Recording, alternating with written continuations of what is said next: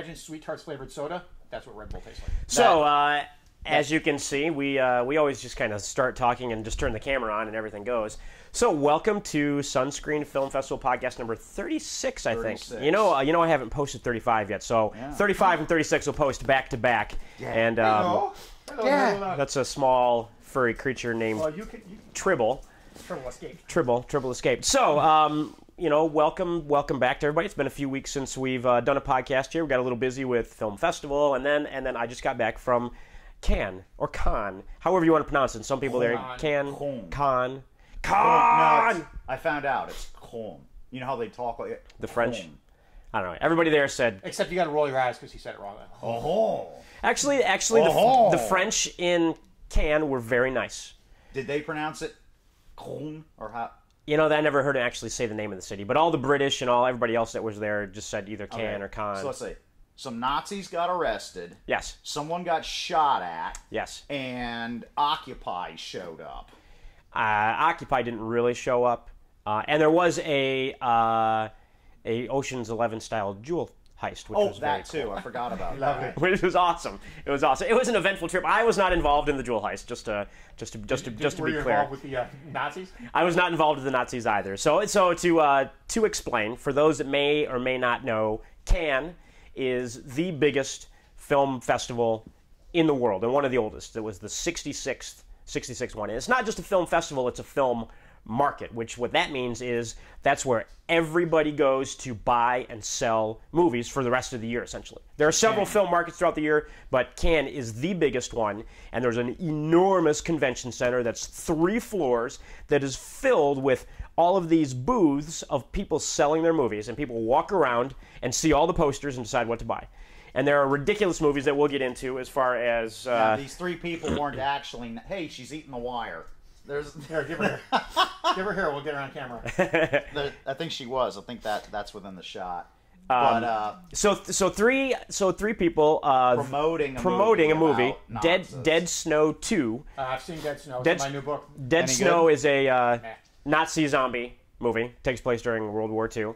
Or maybe it doesn't. I don't know. No, it doesn't. Like Shockwaves is better. Yeah. They're Nazi zombies. So it did really well. It was a German film.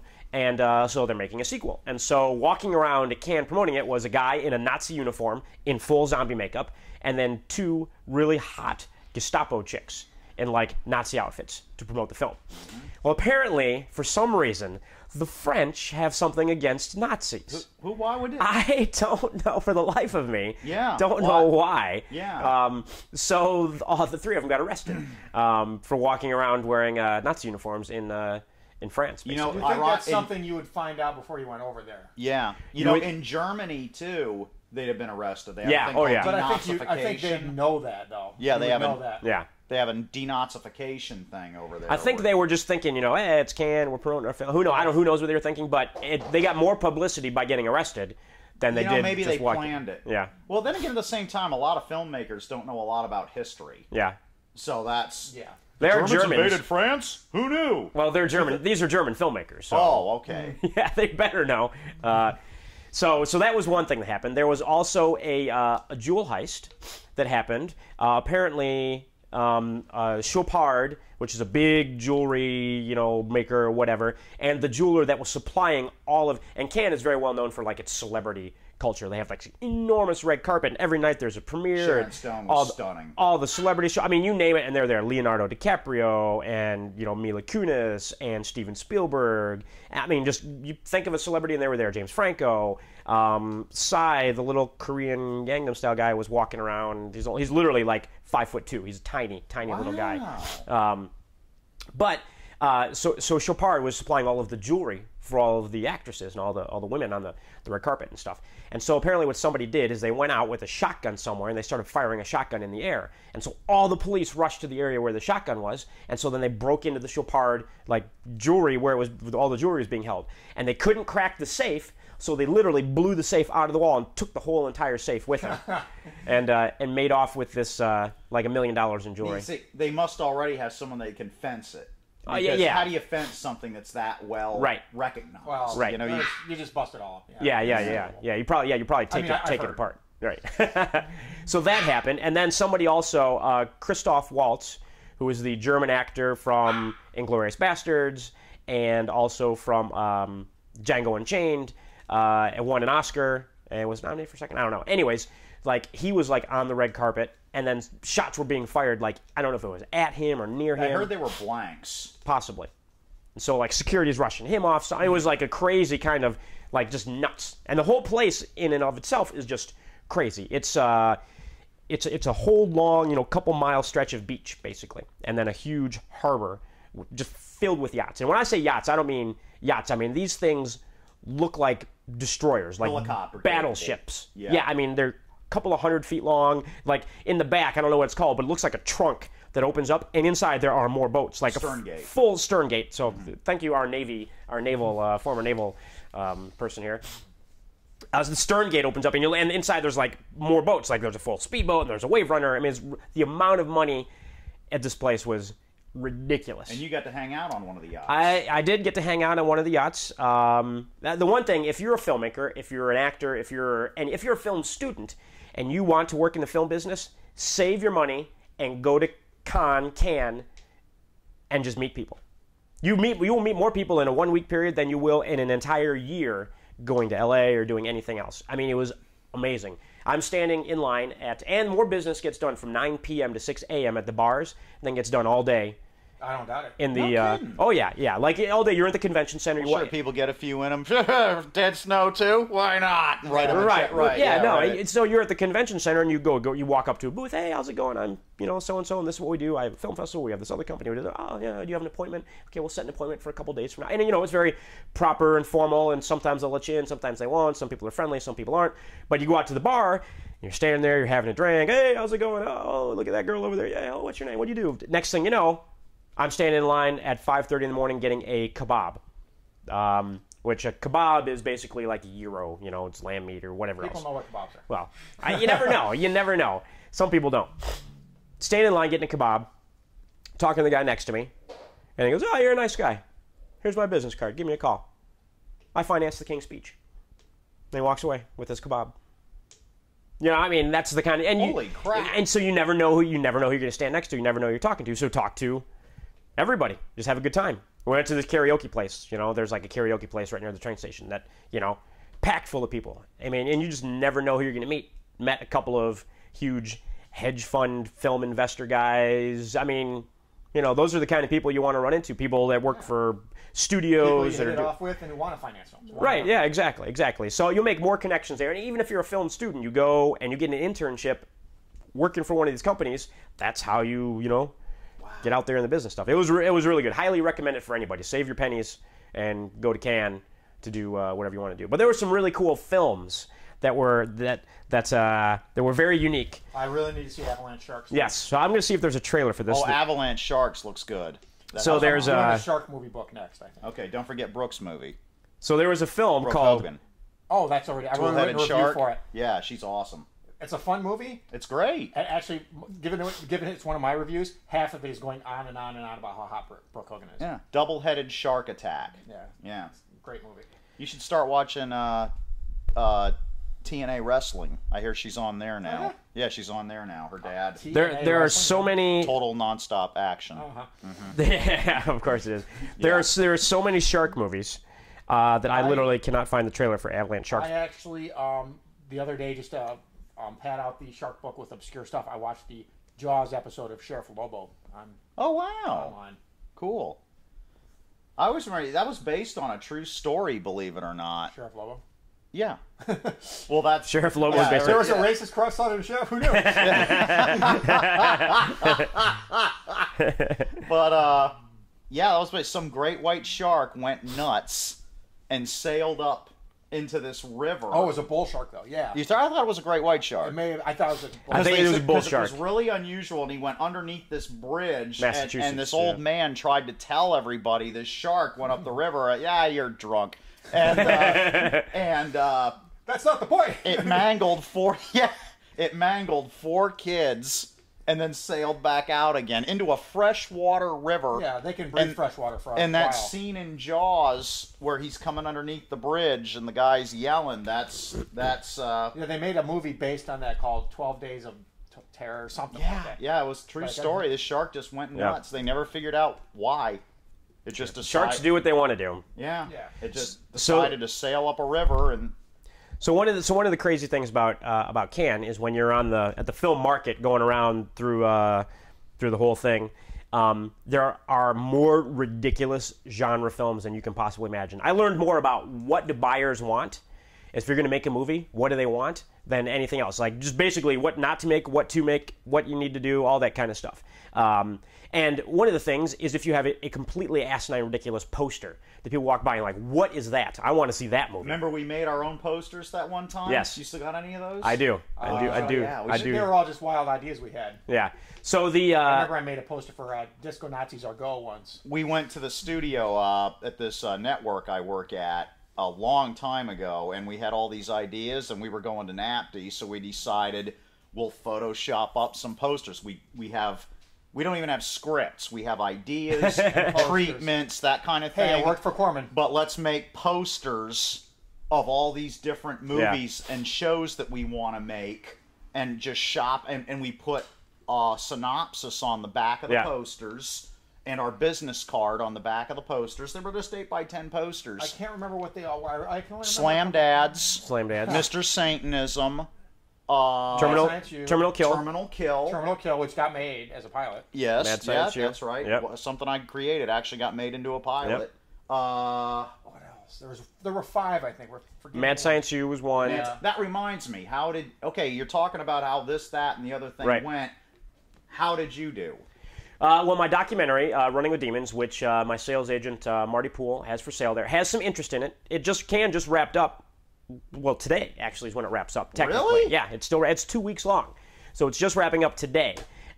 So he's got some interest, so I'm waiting to hear exactly what's going to happen. And then some people that I met, expressed interest, and I got it to them. So I'm waiting to hear. So I may have a sale there, or get it out there somewhere. We'll find out. We'll see. It's not going to be a lot of money, but it'll just get it out there. Tell Mr. Poole he was right.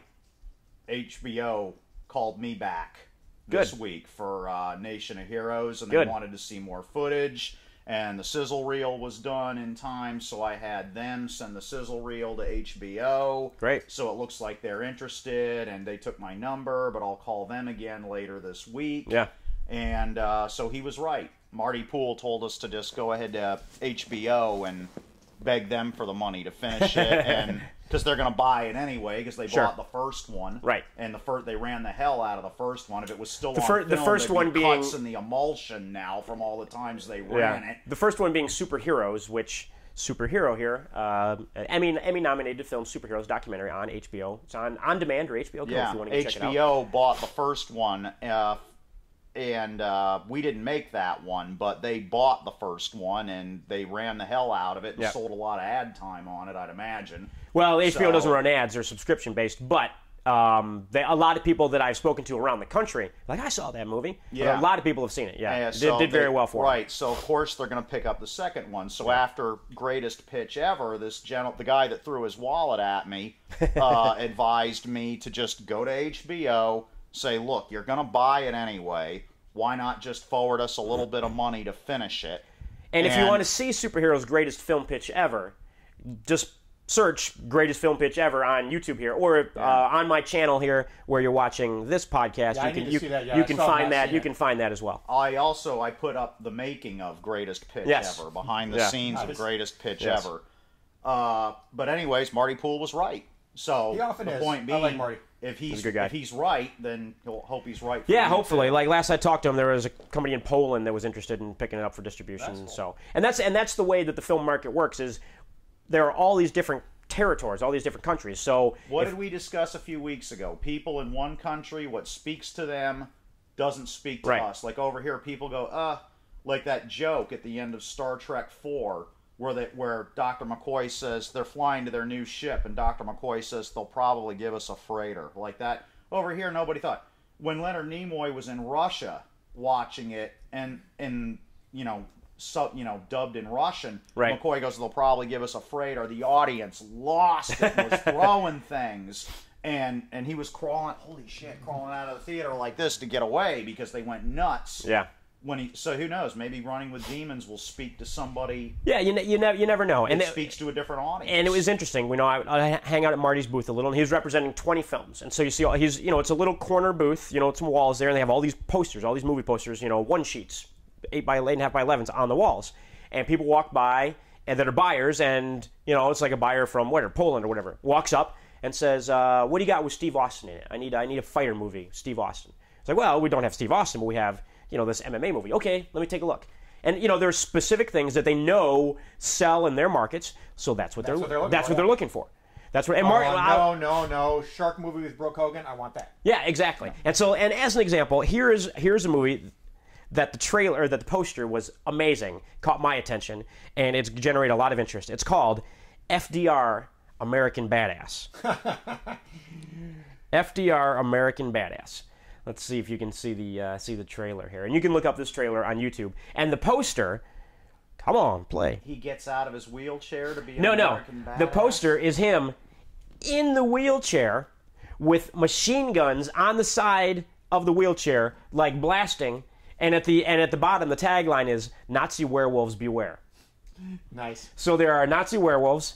FDR in a wheelchair, loaded for bear with machine guns. Who plays FDR? He looks familiar. Barry Bostwick, I believe. Barry Bostwick? Yes, really? Barry Bostwick is FDR. Megaforce. Yes, yes, exactly. So it's obviously very cheaply made. It looks great though. But yeah, like Nazis as a werewolf on the phone. It's on the phone.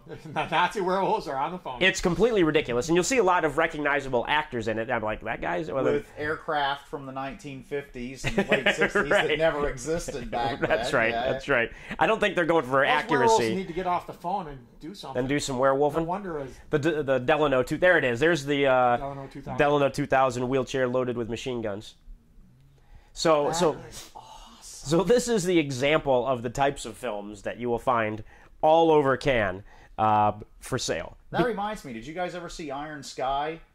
I don't know.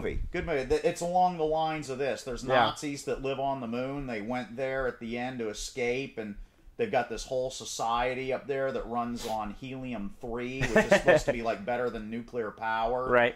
And we send another moon mission up there and accidentally uncover them.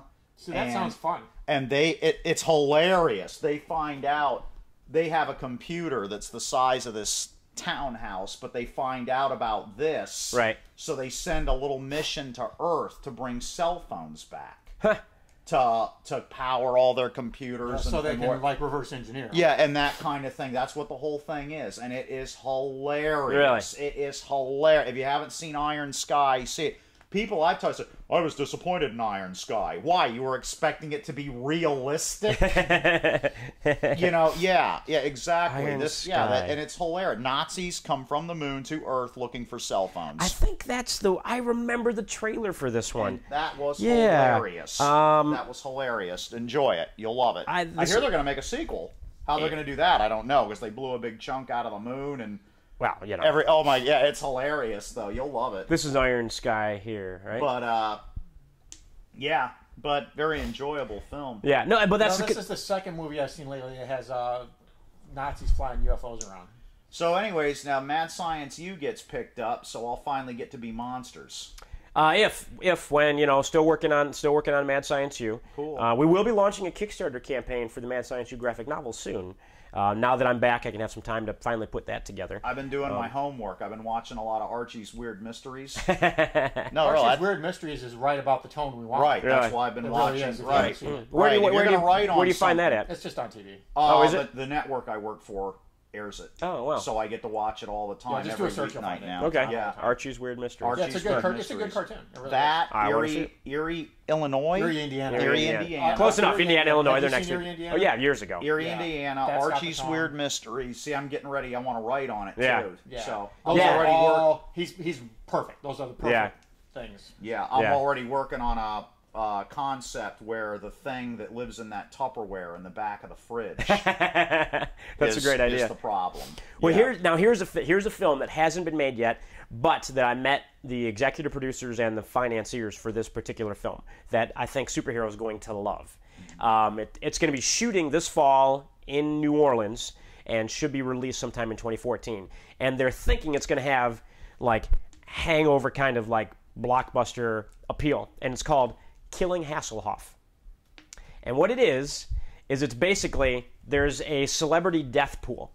And you guys know what celebrity death pool is? Yeah, like out of the movie, the Deadpool. Yeah, so the audience, I don't know if the audience knows what celebrity death pool is, but essentially, there's you can put together a list of celebrity names and you wager money on who's going to die first in what order, that sort of thing. And it's the kind of story where like, okay, there's a guy who's got some gambling debts, people are after him, he doesn't know how he's going to get the money. The guy who played Fish will never die. Right. Abe Vigoda. Abe Vigoda. His website is actually just a picture of him and it says Abe Vigoda is, and then alive, and you hit refresh and still says alive. That's hilarious. And so he decides that he wants to get the money from the celebrity death pool by killing David Hasselhoff. Like out of the movie The Deadpool. Right. It was Liam Neeson and Jim Carrey in The Deadpool. Yeah. Oh, was it? Mm-hmm. Both very young. But apparently the script is ridiculously funny, like over the top, really, really funny. And Hasselhoff plays himself, but plays like this Shatnerized, Adam West eyes. Yes, reality See, of himself. This is the key of being an older celebrity. I guess I would call. Well, he is getting up there. He's got to be in his 60s now. Yeah. You reinvent yourself. Reinvent yourself. Funny. It worked for Adam West. It worked for William Shatner. It's working for Patrick Stewart. It'll work for. Well, and David Hasselhoff, it's working for Mike Tyson. Reinvent yourself. And he was the hit. Every major. Too many people have the egos where they're not able to do that. Yeah, that's the problem. Every major celebrity that was at Cannes, you know who they wanted their picture with? David Hasselhoff. Yes, of course. Mila Kunis, all these other young hot actresses. No, they were running up to Hasselhoff to get their picture taken with him because they loved him, because he's awesome, because he's Hasselhoff. That's the thing. If you're a man. You don't need to worry. Oh, that's not my image.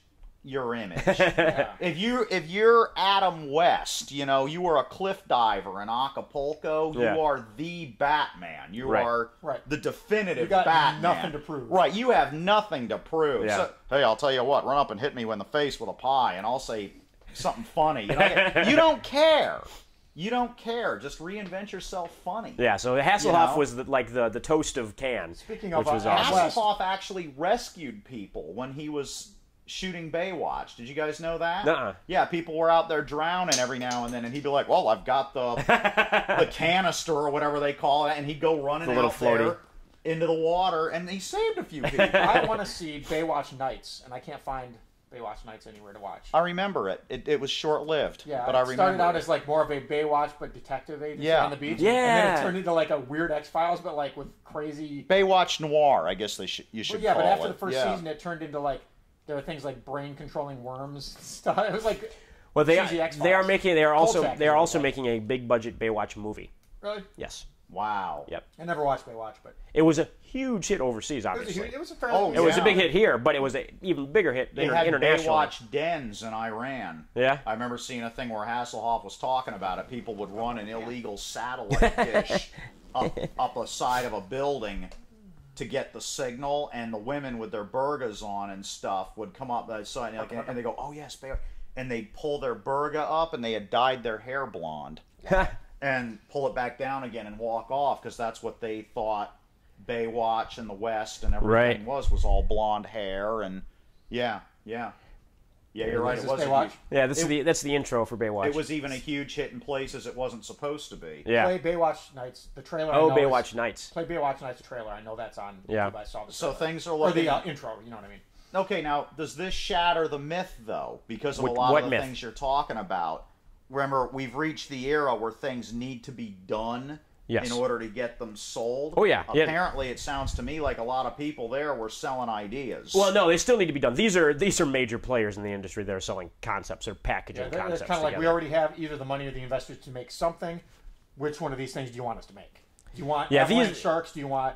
Avalanche Sharks is done. Avalanche Sharks. Everything we're talking about is done, except for the Killing Hasselhoff and Baywatch Nights. But those are different. Those are Baywatch Nights is an old. I'm sorry, not Baywatch Nights, but the Baywatch movie. Those are big, big players in the industry setting up their deal, sort of thing. Anybody else on a smaller level, you got to have your stuff done. Right. Basically, you need a completed project. So for us, it's still everything needs to be done. Yeah. and then you sell it. And for example, talking to Marty, I'm not going to give this away on the air. We'll talk off the air. But Marty literally described to me exactly the film that he could sell. He's like, I need this film. It has to have this in it. It has to have this in it. Shoot it in Florida. Now, do is this. Something I can sell similar it. to what we're already working on? No, it's something totally different. Creature of the Black Lagoon Nights. Well, this is Baywatch Nights. Fedora on and I actually Gil's want to going make like a this. science fiction pot comedy called THC 1138. That's probably what he wants. That would be I'm going to go ahead hilarious. and guess that that's what he wants. But put Creature of the Black Lagoon in it, too. There's that. And I also wanted to make Falco fights back from the grave, but I'm not sure about how Falco's estate would feel about that. Yeah, that's kind of cool. I don't know. I like that. When did Falco die? 1998. 98. He wasn't He that got old. into trouble, didn't he? No, he had a motorcycle accident. It was just, he was like married with kids. He was kind of a straight shooter kind of guy. Yeah, He had sure. a motorcycle accident. You hear his work at every game of everything that you go to. People Yeah. up in the All you need is that one hit. Yeah. Well, he had many hits. But he did, yeah, and he was in, and that one, he had several hits in the U.S. and then And he was one of those internationally. guys who marketed himself very well. He made a video that was so, I won't say distasteful, but so off the beaten path that it got banned in a lot of places. Wow. And What video is that? it was a video for Has to be on YouTube. song called Genie. It got played in the States. For those of you in the audience who may not know who Falco is, "Rock Me Amadeus" was his big hit. From 1985. What blows my mind is how many of these people don't know. Like, one of the filmmakers that I've met recently in this kind of thing put a picture of himself up like this, all Photoshop with like weird, like fuzz light on it and everything. And I said, "Oh, Altered States," and he went, "What's Altered States?" Well, yeah, you're right. Not quite what you're looking for. no, that's not quite the the stuff Rock that Me Amadeus I they was looking don't for. know blows my frickin' mind. Altered States. I mean, people watching right now are going, "What's Altered States?" When I'm Remember with by, the wall I was and he's hanging out- phasing through dimensions and everything. I was hanging out with a female friend recently. That was William Hurt. Who is our age, by the way. Uh-huh. And one of our friends said, blah, blah, blah, In Excess. And she's like, like the band. Yeah. And she had never heard of them and had no idea who they were. And she's our age. I mean, she grew up with it. And That's she's just wrong. Like, That's I've just never wrong. heard of Yeah, them. it's a weird thing. All right, we're not finding the Rock Me Amadeus video properly Altered here. States. But, You would know what... You'd find this interesting since you're an author. The guy that wrote Altered States, that was the only thing he ever wrote, period. Absolutely, that's it. Done. He wrote the book, blam, done, moved on. He was some kind of doctor or something like that. And he wrote Altered States, and it became a movie. Oh, wow, look at that. And he moved on, and that was the end of it. Yeah. Well, you know what the thing is? It's like when we were kids, when I was a kid, and I know you guys are the same way, I still knew who the actors were from the 1930s, the 1940s, the 1950s, I wasn't alive in the 30s, 40s, 50s, and 60s. I think a lot but I knew, right. I knew who those actors were. Tor Johnson. Right. Yeah. Or Bela Lugosi. Bela Lugosi. even like the big names like Karloff, Cary Lee. Grant, Humphrey Bogart. We know who those people are, and yet for some reason, kids today are like, they don't know who anybody is from the 90s or the 80s. It's like, how can you not? I know who people were 30, 40 years and 40s. before me. I think a lot of that comes from the fact that this stuff is so instantly accessible Yeah. that they just don't retain it in their brains. It's not, they might see Maltese Well, Falcon, and a but lot they're of like it- they don't need to remember who that actor is because they can look it up. And a lot They of it don't have creature feature. and a lot of it depends on their parents as well, though. On their parents. think? Yeah, absolutely. Because I It's have your fault. Well, it's always the parents' fault. Well, and I have Yeah. I have like film students who grew up. I used to watch this movie with my dad all the time, and it's a movie from the 40s or 50s Yeah, or whatever, parents, And my parents loved movies and would watch all these crazy old Do movies. your students frustrate you occasionally when you're trying to teach? I mean, like, you'll say, "Oh, Altered States," and they're like, "What?" What? no, and this is more like you mention something, they're like, how can you guys not have seen this? Or like it's like, how can you not have seen Pulp Fiction? And you're like, I guess it was. For instance, I Almost just found 20 out years the ago, but other still. day, you're going to have to bring it up in class. Westworld Yeah. pioneered digital effects. The first Yeah, it's the digital very effect first digital in effects film Really? ever was in Westworld. Interesting. Where Westworld Yul also- Brynner, they put the gold contacts in him, and he's watching Richard Benjamin as he's trying to catch Richard Benjamin, and you see everything all pixelated and everything. That was the first digital effect ever done, and that film was made for a song. They even got Yul Brynner on the fly cheap because he had fallen on hard times. Played the trailer for that. Yeah, Westworld's to make awesome. that movie. And now you'll bring this up to your kids. You'll say Westworld had the first digital effect. What? Yul Brynner. Who? That's a movie I should make him. That's a movie I should make him watch. What else is amazing about Westworld? Yeah. The other amazing thing about Westworld is the scene where, I mean, keep in mind this movie came out in 1973. It was written in 72, and there's a point where all these robots that are controlled by computers, one of them starts malfunctioning, and then another one does, and another one, and someone says like, well, it's spreading through the computers and the robots like a virus, and he's like, well, you can make an analogy to a virus, but that doesn't happen to machines. He basically came up with the concept of a computer virus before anyone ever thought. Yeah, it was ahead of its time. Now, I'm very grateful that I got to play the robot. Yes. I'm very grateful that I got to play the robot. But I actually did homework for that. I love. No, you did a good job. I'd love to do that again. I'd buy gold contacts. We showed that again. We showed that to Todd Jones' dad, and of course, our sense of humor is completely alien to his father. But his father was just watching it like. And then when that part happened, he was like, Westworld. It was great. Oh, that's right, because that was the whole gimmick, was I was supposed to be Yul Brynner, but actually I was just the robot from Westworld. Right. But, yeah, and they just don't get it. They just don't get it. Well, the thing is, that's not entirely true, though. There are plenty of people who do. Yeah. Like, I have a friend who's 28, and we'll watch weird movies occasionally, and she always breaks out her favorite movies are like Sound of Music or Wow. Wizard of Oz. Okay. So, you know, there are people out there who do have been exposed to that. It's just some that aren't. Logan's Run was made for $11 million in the same era. It was a lot of money back then. That was staggering for a science fiction film. Westworld was made for 1.25, and Yul Brynner they got for $75,000. Yeah, cheap. Which is nothing in that era. And he showed up in his Magnificent Seven outfit. Yeah, that's how come he was done up. And they said, well, we'll just, okay, you're a robot of Yul Brynner in Magnificent Seven, which I'm guessing was also an MGM film, which is how they got away with that.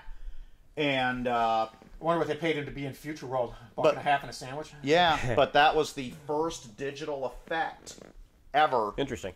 Yeah, as a matter of fact, Richard Benjamin or whoever they used had white makeup on and everything like that. They made things different colors so that it would show up well in this. I'm surprised they haven't remade Westworld yet. Thank God they haven't. It was actually on the table to be remade in the late 90s starring Schwarzenegger. As the robot. I'm not even sure, but probably. Yeah. Well, he was Handsome Stranger in The Villain. Yeah. To me, he's done Westerns. The Terminator. When I saw the Terminator, I'm like, it's just Westworld. Right. I remember the first time I saw the Terminator, I'm like, it's just Westworld, but set. Well, don't forget the guy that wrote Westworld, Michael Crichton. He specializes in amusement park where things go wrong. Sure. Yeah. That's what he writes. Michael Crichton also did Jurassic Park, obviously. Yeah, and I think this is a much better film. Yeah, more forward-thinking. It's more fun. Yeah. I don't think Yul Brynner malfunctioned. I think Yul Brynner just got pissed off. Yul Brynner's badass. He's frightening. Look at him. Yeah, he just got pissed off. He wasn't malfunctioning. He just finally got sick to death of James Brolin and Richard Benjamin shooting him. And he says, this is ridiculous. I'm 10 times the gun. And we saw when he finally did, it was a blur. He's like, bam, and back in the holster again. And James Brolin's like, he shot me. And then he comes up again, boom, and it's back in the holster before Benjamin can even look. And he looks at him and goes, draw. Like that, and Benjamin just runs. This is actually the scene right here. I think it is. Yeah, and Benjamin, it's a blur. You got to remember, and I've said before in this podcast too, these guys nowadays, how did you get this job? Well, I have 3 years of jazz tap. Okay, that really qualifies you as an actor. Back then, you needed to be able to do your own stunts. You needed to be able to fast draw. You needed to be able to ride a horse. You just needed some knowledge. You needed to be able to use a rope. You couldn't work in Hollywood, and these guys were all total badasses. DeForest Kelley. There's that urban legend about what he did in the Spectre of the Gun episode of Star Trek, where they came up against the Earps. Right. And they're all saying, we're Starfleet officers. We don't know how to do this. And during one of the takes, he goes, oh, the hell of it. Get out of the way, Jim. And walks in front and goes, bah! Like a machine gun. Fanning his gun and everything, and then twirls it and drops it back in his holster. And everyone on the set is just like, oh, shit. Yeah. He always worked in Westerns as a black hat. Yeah, and these guys were total badasses. Well, and it's funny because I literally just tweeted last night because I was thinking about this for some strange reason. I was like, are there any real stuntmen in Hollywood anymore, or have they all been CGI wussified, basically? See the smile? Mm-hmm. He figured, yeah, that's what it was. He was just pissed off. He didn't malfunction. He was just tired of it. Such a great movie. Yeah. There you go. Yul Brynner. Yeah, definitely one to see. It's out on DVD. It's like $10. We just got done seeing Surviving Mommy Dearest. Actually, I'm sorry to interrupt. Let me throw out the Blu-ray. You might be interested in this. The Blu-ray that just came out of Westworld has the pilot for Beyond Westworld on it as a bonus. Oh, wow. Which a lot of people have not seen. Yeah. Connie Selica is not in the pilot, but she was in the show. Yep. Yeah, we just got done seeing Surviving Mommy Dearest at the film festival. And Christina Crawford says in there about how her mother dated all these different celebrities and everything like that. And she went to answer the door one night, and there's this shirtless monster standing at the door, and she turned around running, screaming back into the house, beating on her mother's door where she was getting ready, and says, there's a giant at the door, like, and she just says, "Dear, that's Mommy's date. That's Yul Brynner. Go back and show him in and treat him like a gentleman." And he showed up for his date shirtless. Right. He's Yul Brynner. Yeah. Yeah, he was. Yul Brynner's awesome. Yeah. This is more clips from Westworld. I actually have the soundtrack to Westworld on CD, which is rather hard to come by. I just added it to my... Yeah, it's about $40-something now. Yeah, so you're lucky you've got that. Yeah. They only made like 3,000 or some craziness. Yeah, it's on my iTouch now. It's a terrific soundtrack. Mm-hmm. But yeah, same guy that wrote Jurassic Park wrote this. Michael Crichton, yeah. Mm-hmm. Yeah. What else did he write? He did. I'm trying to remember. He's written several things, but most of them are more techno thriller oriented, and medical thriller, and they're just not really. Coma. Did he write Coma? I can't remember. I was trying to. There was a span in the 1990s when like every TV show that came out was like executive produced by Michael Crichton. Well, didn't he write ER? I think didn't he executive produce ER? Or ER something? was sitting around forever before he got. Yeah, but Congo was a terrible movie. Oh my God, was that a horrible movie? I need to see that for my Monkeys and Dinosaurs book that I'm. Congo was this film. I'm trying to even remember what it was. It was about the Congo, obviously. Trying to find some unobtainium, and there was some weird thing that they were going there trying to find. So basically, the point is, stop watching everything that's made now and only watch movies from the 1960s and 70s, and you'll be except just Iron fine. Sky. Yeah, and you'll be just fine. You'll be Shockwaves was made in the 70s. Was best Nazi zombie movie ever made. Absolutely. Although you've seen it, of course. Of course, many times. Sadly though, it's got Peter Cushing and John Carradine in it. They don't share a scene together. That's depressing. Yeah, that was kind of odd too. But Shockwaves, incredible movie. It's so much fun. Incredible. So Congo, there were like killer gorillas and hippopotamuses, and it was completely. You know what? After this show, the trailer for Shockwaves completely ridiculous. 3 times now. Yeah, that's a Nazi zombie movie. Yeah, I've actually watched several, and it's in the last cutting edge. And they set it up for sequels and then never made them, because I remember Peter Cushing said that the soldiers that he had on the island were the guys that could run the U-boat, because the U-boat was full of water. And then they said there were Alpine troops that could survive in the snow, and that there were desert troops that could survive in the desert. So you had Nazi zombies up in the mountains, you had Nazi zombies down. Yeah, that's true. And they made Oasis of the Zombies, which takes place in the desert, which is not as good. But did they mention? No, they had nothing to do with Shockwaves. It was just movies that happened to get made. Okay, because yeah, this is a terrific movie. Yeah, it is. I saw this as a little boy late night on TV, and man, I was terrified. It's creepy. It's not gory really or anything. It's just a creepy, weird movie. Yeah. It's not. It's an acid trip, is what it is, more than anything else. There's none of this, Jason Voorhees ripping their guts out or anything. It's just sadistic. And creepy and weird. People love their zombie stuff. Obviously, we were just starting to. Those swimming goggles is the best. Yeah, actually, they were German sun and sand goggles, if I remember correctly. That makes sense.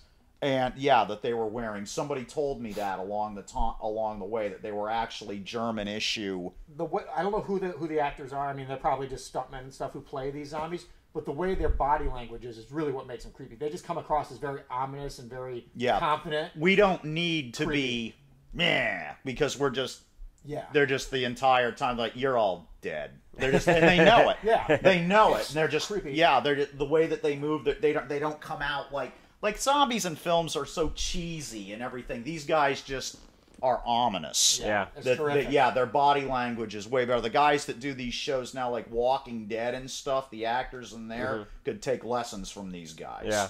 Because they are. Yeah, look at that. Yeah. Just look at how creepy that is. Yeah. That's great.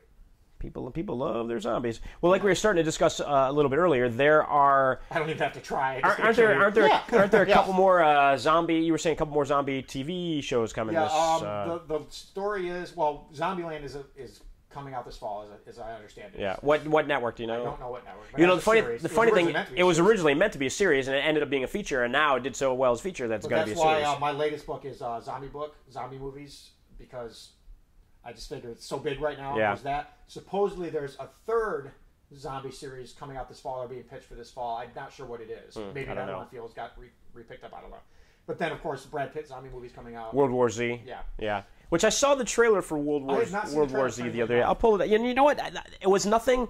I didn't. There wasn't like one like close up of a zombie. It was all like these extreme long shots of like massive running zombie. Yeah. I was like, it was a little. Well, the thing is, it went back and got tweaked a lot, and they did something. Well, they did like a month of reshoots because they were not happy with the way it was turning out. Basically, so I'm just hoping they spent a lot of money reshooting. I hope it does well. That's what you call pickup shots. Yeah. And that can be, imagine that. It's okay. I mean, if we're like a bunch of guys at a local level and Tony calls me up and says, hey, I need a pickup shot. Can you pull that shirt you had on out of the closet and meet me over here at the corner of Sunset Point and 19 in front of the Publix for 10 minutes on your way to work today? Sure. That's one thing. But imagine if you're like Brad Pitt and you've gone from here. Now you're shooting something in Russia or God knows where, and they satellite phone you.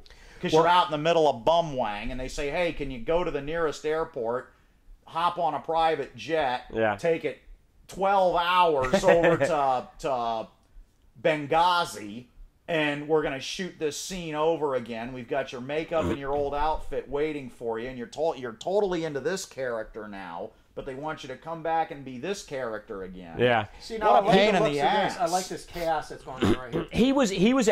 He's very involved in this particular film, like as a producer. That's part of the reason I hope it succeeds is because I'm hoping my book can ride the coattails a little bit. Right. But I actually like Brad Pitt, and I want the movie to succeed because I know this is like kind of his Hudson Hawk, which it sounds ridiculous. But it's his movie. You know? Yeah, no, and he was very involved. They did not like the ending. They did not like the way the ending was turning out, and that's what they reshot. Was like the whole basically. Now, this is actually looking like I was just thinking about this morning. Most of the zombie movies that you see, they're the apocalyptic George Romero-esque zombie movies. Right. You see, it starts where it's already happened and they're survivors. I always want to see the people like, you know what, I'm going to go to Starbucks and get some coffee, and you walk out and it's beginning. Right. And you're right. You never see that. Right. Even in Walking Dead, the books, even the guy wakes up from a coma and it's already in there. Full swing. Yeah. You're right. You never see that. You never see the beginning. I'm hoping that's what this does. It looks like it might be where this goes, and it means it'll have a different angle. It'll be worth seeing. It won't just be another zombie movie. Yeah, and like you said, you know what? Brad Pitt, when he first started out, was very much like all the girls were like, "Oh, Brad Pitt," but he's a really good actor. Yeah, he is. He actually is a very good actor. And he picks interesting projects too. He's like not Keanu Reeves, excuse me. Pirates of the Caribbean. Johnny Depp. Johnny Depp, who just picks really odd, quirky roles or interesting roles, and just seems to have fun. Well, I think he kind of had that thrust upon him. You think so? I do, and the reason is because he's in every single movie that Tim Burton makes, and Tim Burton is obsessed with his, like, creepy cute. Yeah. He's got a creepy cute, so he puts him in everything. And so, even if he's not working for Tim Burton, that's just kind of carried on with him. I'm pot-shot guessing. Well, the thing is, he's always in weird stuff like Secret Window. I think he had those kind of roles thrust upon him because he worked for Tim Burton so much that when he's not working for Tim Burton, that's still what people want him to do. I'm guessing. I will be curious to see how the Lone Ranger turns out, because I suspect the Lone Ranger is going to tank like. I suspect it will. The last one did. I suspect it will too. Yeah, that one tanked. Mm-hmm. Oh my God, I remember seeing that. And I'm happy that Clayton Moore was a good part of that one tanking. And I know. I remember the new. I remember that. That was like a human interest news thing constantly. Yeah. Yep. I know that they are. you know, they're pushing, and we're almost out of time. I know they're pushing that, you know, for this Lone Ranger film, the Johnny Depp angle big time. But you got to push something because people are tired of westerns from 1961. Nobody wants to see the Lone Ranger. I like westerns, and I think people do like westerns, but you can't. Django did well. I don't think you can spend. Tarantino. I don't think you can spend $250 million making a western. And you shouldn't have No, to. you don't have to. I mean, $250 million on a western. I mean, 1.25 made Westworld. Right. Just adjust the dollars. Right. Yeah. I Yeah. mean, it's insane. That bring you up to about what, 10 million today? And that's using cutting edge technology. Yeah. And getting Yul Brynner.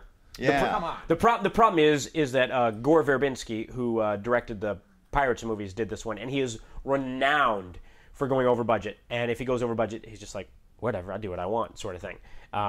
He's renowned for going over budget. The thing is, I don't want to see the Lone Ranger again. I'm not interested in this film at all, and I can't see a lot of people being interested. I get the only thing I see is, like I said, the Johnny Depp angle is I don't the even think only. that's enough. Before we Yeah. run out of time, you were saying something about VHS, and I had something to add to it. What was I was just going to tell you that VHS? That's something else you don't know about. I found a great website. I was called I think it's criticalcontrol.com, where they have nothing but they have a lot of reviews too, but he has scans and scans and scans of old obscure VHS former rental movies, and it's just one of those things you can browse forever. He's got these odd old superhero movies I'd never heard of, which I thought you might want to check out. I can't remember the names of them off the top of my head, but there are a couple I haven't heard of at all. So maybe you haven't seen them. Cool. Speaking of old things, before we wrap up here, you guys remember the Tomorrow People? Vaguely. The Tomorrow I know People. the name, I never saw it. Tomorrow People was a British, basically superhero mutant TV show in the early 1970s. Okay, I've heard of it, but yeah. And I remember watching it as a kid and liked it. And One kid had lightning, and well, yeah, they're remaking it, and it's coming out this fall on TV. You know what he just said? He Tomorrow said, "Do you People. remember the Tomorrow People? Or do you remember the Letter People? I remember the Yes. letter people. Words are made of letter people. A B C D. Follow And me." on that note, we will be wrapping up the podcast here. Why don't and they remake the Letter People? maybe they will. That would maybe be maybe we they'll will. make it all dark and Michael Bay's The Letter People. That would Extreme be Letter People. Extreme letter people. They've got machine guns on the sides of their letters. Miss A. I'm Ass, which I A for kick. badass. Oh no, that'd be Miss B. Ah. We'll see you next week.